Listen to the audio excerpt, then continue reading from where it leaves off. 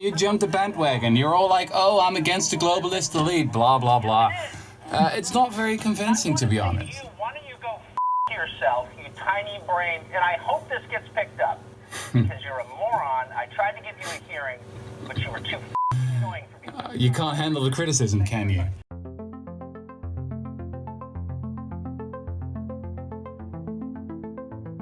We gotta be talking about taxes. Yes. That's it. Taxes, taxes, taxes. All the rest is bullshit, in my opinion. I mean, it feels like I'm at a firefighters conference and no one's allowed to speak about water. That's one of the great moments, maybe the great moment in Davos history.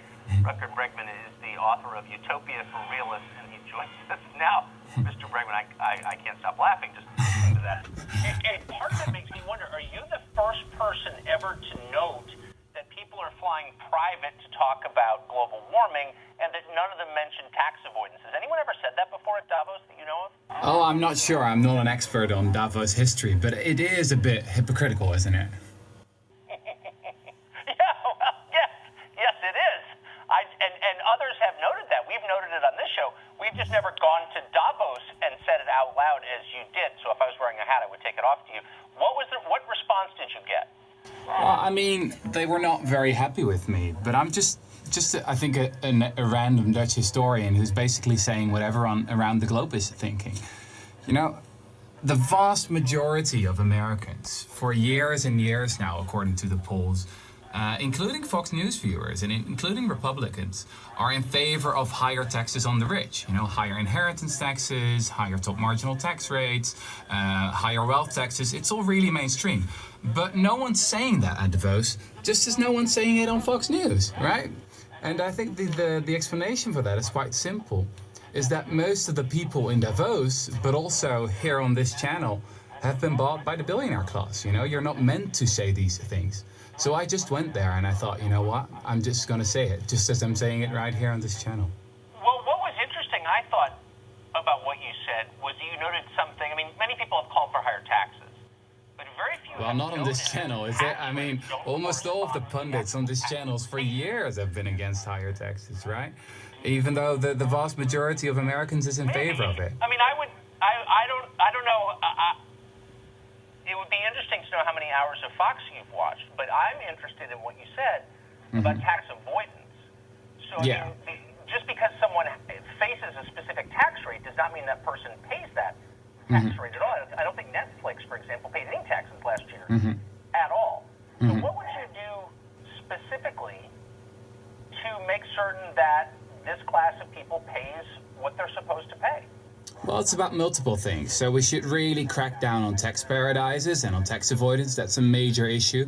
But it's also about having higher taxes. So in the 1950s, for example, in the 1960s, in the golden age of capitalism, as historians called it, we had top marginal tax rate for the very rich of about, 70, 80, 90%. Actually under Eisenhower, the Republican president. And this was also, one of the best periods in American history. Same is true for the UK and the rest of Europe.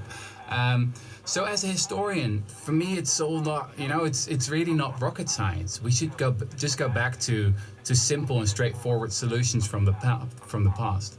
Right, but this country was sustained, and since you're a historian, I guess you would know this, sustained by an industrial economy at the time that was broad and deep. That created a middle class. That doesn't exist anymore. So it's an entirely different economy. I wish it did exist. Oh well, but that's not really an issue. I mean, tax rates work the same way with an entirely different economy? Well, I think it would. I mean, America is still pretty much the most powerful country in the world, right? So if it really would want to, it could easily crack down on tax paradises. But the thing is, I mean, you guys have brought into power a president that doesn't even want to show its own tax returns. I mean, who knows how many billions he has hidden in the Cayman Islands or in Bermuda. So I think the issue really is one of corruption and of people being bribed and of not being, not talking about the real issues. What the family, what the Murdochs basically want you to do is to scapegoat immigrants instead of talking about tax avoidance. So I'm glad you're now finally raising the issue, but that's what's been happening for the past couple of years. And I'm taking orders from the Murdochs. Is that what you're saying?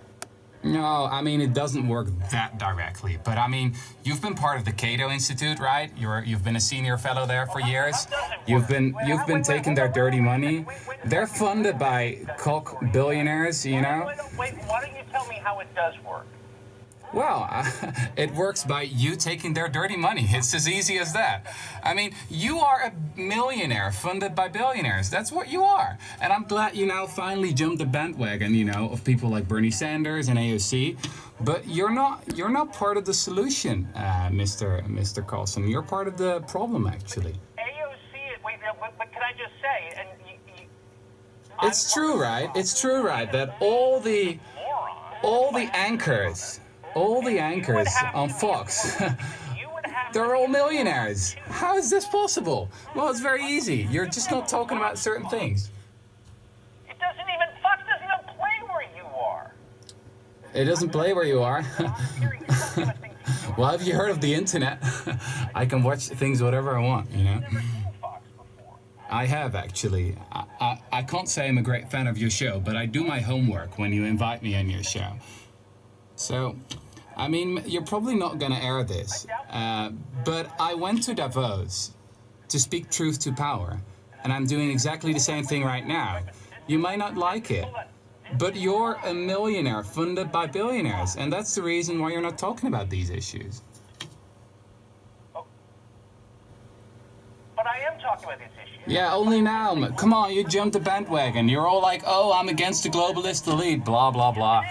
It's not very convincing, to be honest. Why don't you go yourself, you tiny brain, and I hope this gets picked up, because you're a moron. I tried to give you a hearing, but you were too annoying for me. You can't handle the criticism, can you? There's a war on alternative media. There's a war where they're trying to criminalize political expression. There's a war where they're trying to criminalize free speech.